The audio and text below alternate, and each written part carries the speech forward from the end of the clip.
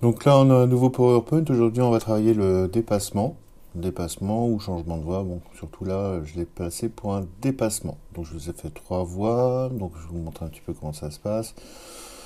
Sur la première image tout en haut, on voit donc là, j'ai deux motos. En fait, en réalité, c'est qu'une seule moto, mais c'est une moto qui se déplace.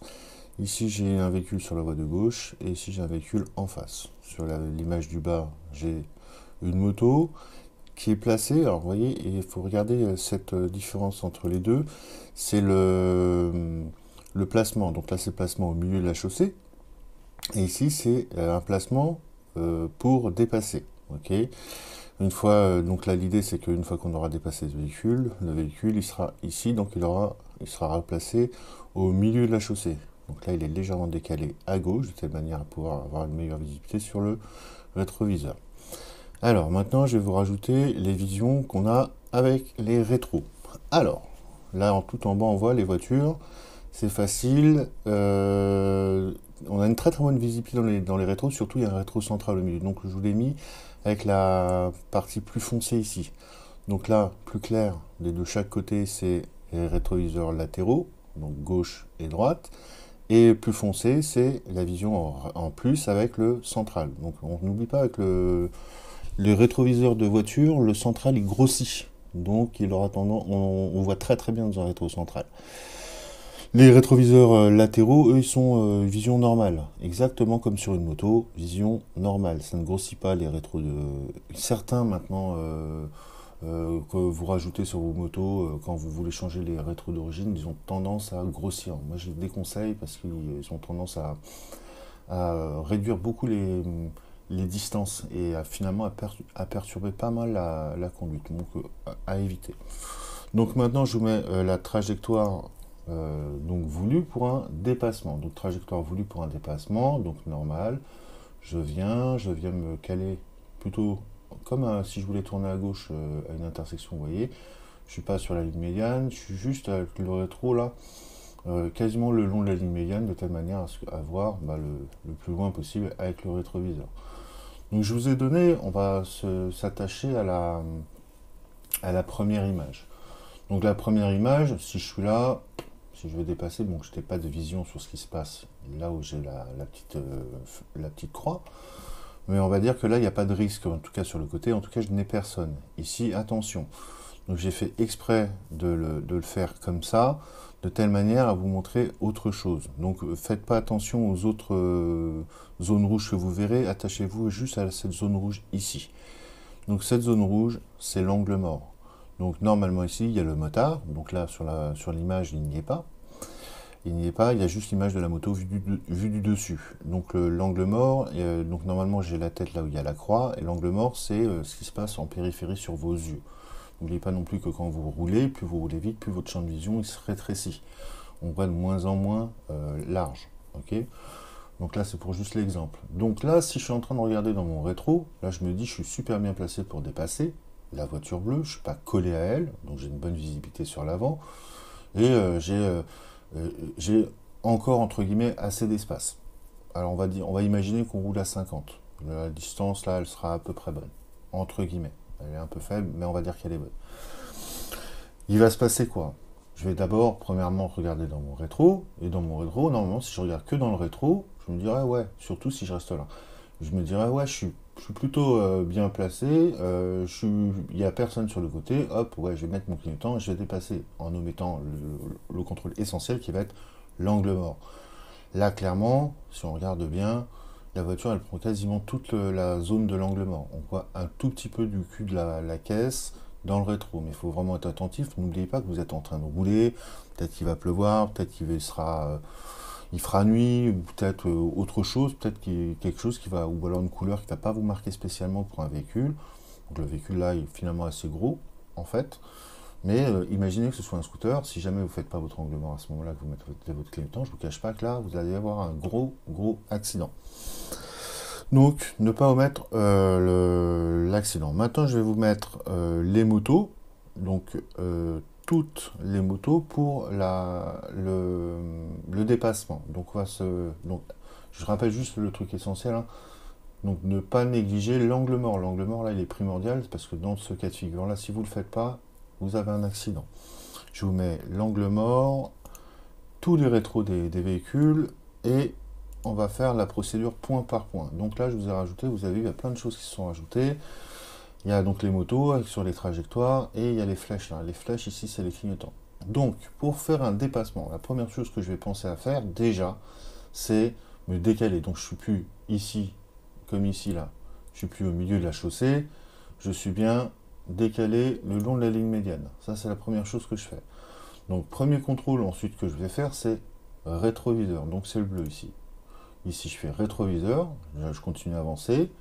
Angle mort. Donc, je vais vérifier là sur le côté bas qu'il n'y a personne. Une fois que je suis sûr de mon coup, mets mon clignotant. Et une fois que j'ai mis mon clignotant, je dépasse. Donc, l'idée, c'est pourquoi je vous ai parlé tout à l'heure cette distance-là. Celle-là.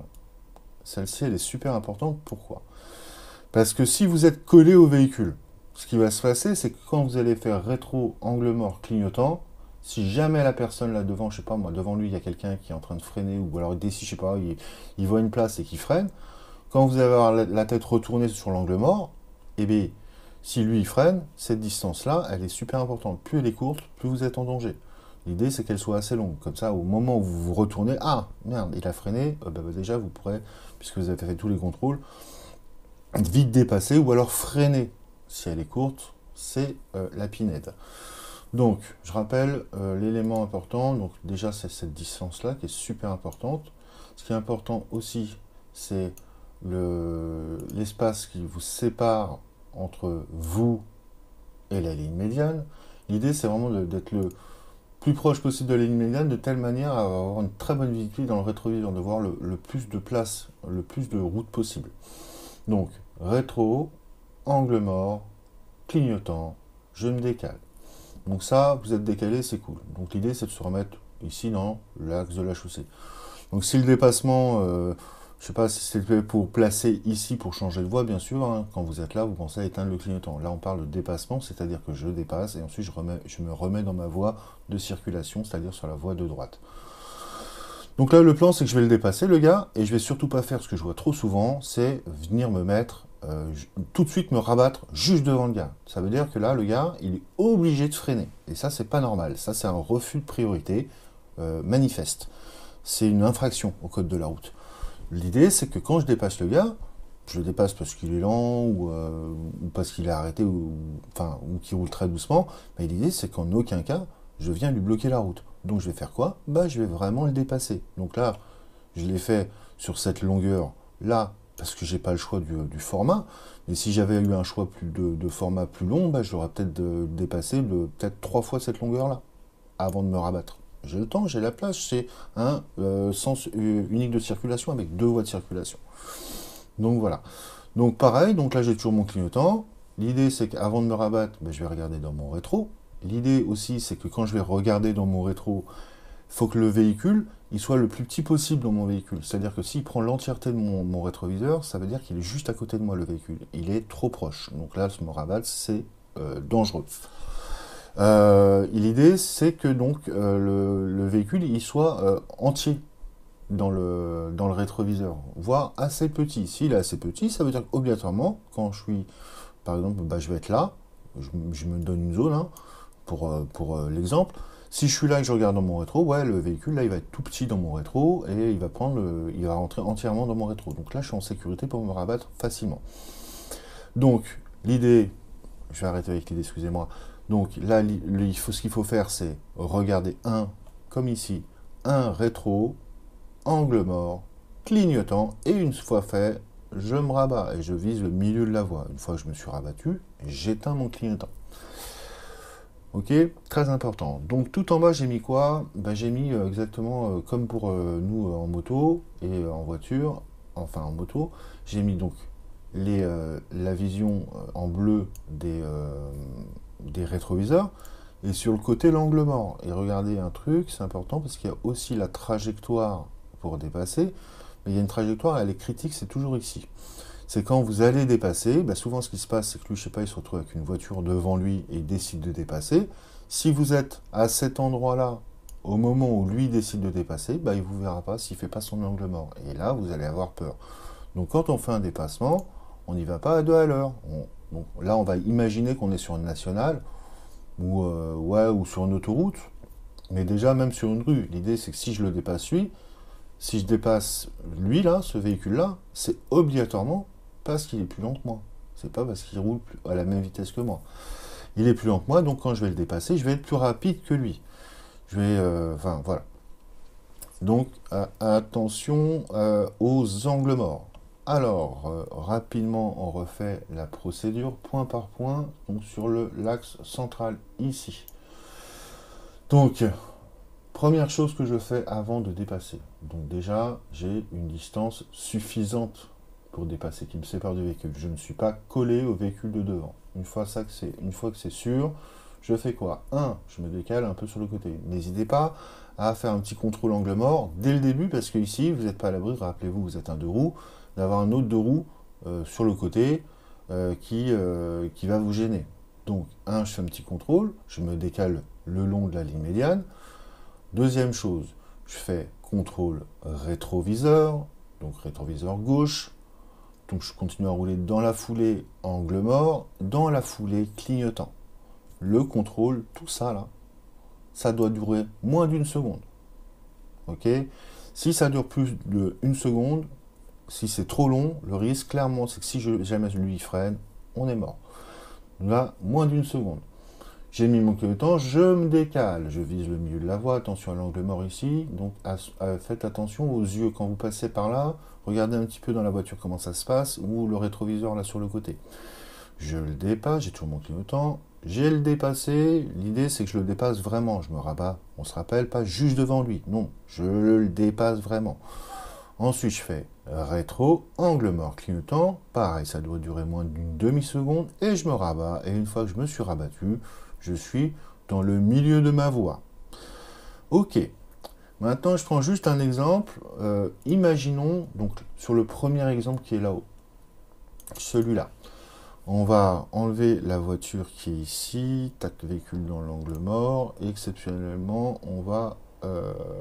tiens, non, on va faire autre chose, on va faire mieux que ça. Je vais prendre cette voiture-là, je vais me mettre sur ce calque-là, véhicule dans l'angle mort, transformation. Ah, dommage. Je vais prendre juste la voiture. Transformation manuelle. Ouais, je suis sur Photoshop, donc c'est facile de faire des petites manips. Vous voyez, j'ai changé la voiture de côté. Voilà. Je la mets de l'autre côté, dans l'autre sens. C'est important de le savoir parce qu'on aurait tendance à toujours faire les dépassements sur une voie à sens unique. Mais ça n'arrive pas toujours. Des fois, il y a des voies à double sens. Donc là, c'est plus facile de faire un dépassement sur une voie à sens unique que sur un double sens. Dans le sens unique, le risque vraiment de contact avec un autre véhicule qui vous rentre dedans ne peut venir que par l'arrière. À moins, bien sûr, que vous ayez une distance de sécurité devant vous qui soit très courte. Donc une erreur stratégique à ne pas faire. Maintenant, ce qu'il va falloir faire quand on fait un dépassement, donc on va vouloir dépasser ce véhicule-là, c'est savoir ce qui se passe là, et aussi savoir ce qui se passe de l'autre côté, en face, sur la voie d'en face. Donc il y a deux contrôles à faire. Il faut bien calculer son coût. Donc il ne faudra pas avoir peur dans ces situations-là. Souvent ça arrive, c'est sur des nationales. Hein. Sur Paris, en ville, en général ça roule assez lentement, c'est facile de dépasser, on a toujours le temps. Bon, le gars il passe parce qu'il est à l'arrêt. On laisse passer les véhicules. Ok, les gars, ils sont passés. Normalement, tout le monde est à l'arrêt ici, donc c'est pas vraiment très dur ensuite. Là, puisqu'on est on est tous à l'arrêt, on a le droit d'être proche. On se fait son clignotant, ses contrôles clignotants, on dépasse. Et là, exceptionnellement, puisque le gars est à l'arrêt, on peut se remettre devant. Maintenant, si on est sur une nationale, sur une nationale, donc là, clairement, on va plus rouler à 50, on va être à 80. Parce que les nationales, maintenant, c'est 80. Donc ça veut dire un véhicule qui arrive très vite en face. Donc il faudra être attentif et le faire dans des endroits, dans des zones où on peut le faire. Donc des lignes droites, bien sûr, et on va éviter de faire ça dans des virages, surtout un virage sans visibilité par exemple à droite ou à gauche. C'est-à-dire que si on est ici, quand on est en train de dépasser, qu'on se retrouve nez à nez avec le véhicule, je ne vous cache pas que là, vous allez être mort. Hein. Ok. On va éviter de faire ça dans des montées, des montées qui font ça. Enfin, vous voyez, la montée où vous ne voyez pas l'autre côté de la rue. Si jamais vous doublez le gars en haut de la côte, alors qu'en face, il y a un gars qui arrive, et au moment où vous arrivez en haut de la côte, vous le voyez, non, il faut juste pas le faire. Voilà. Et ça a l'air bête ce que je vais dire, mais il y a certaines motos, je prends des 125 qui sont pas très très puissants, bah, on va éviter de dépasser en côte. Hein, parce que le temps que vous dépassiez, le temps que vous mettiez la gouache suffisante pour le moteur, pour avoir assez de puissance pour le dépasser, bah, des fois il se passe pas mal de temps et le véhicule, lui, il peut arriver en face assez rapidement. Donc réfléchissez toujours à l'endroit sur lequel vous pouvez faire vos dépassements. Voilà, je vous laisse regarder rapidement, comme pour l'exercice d'avant. Et ensuite, bah, je vais couper et on fera ça sur la vidéo en direct.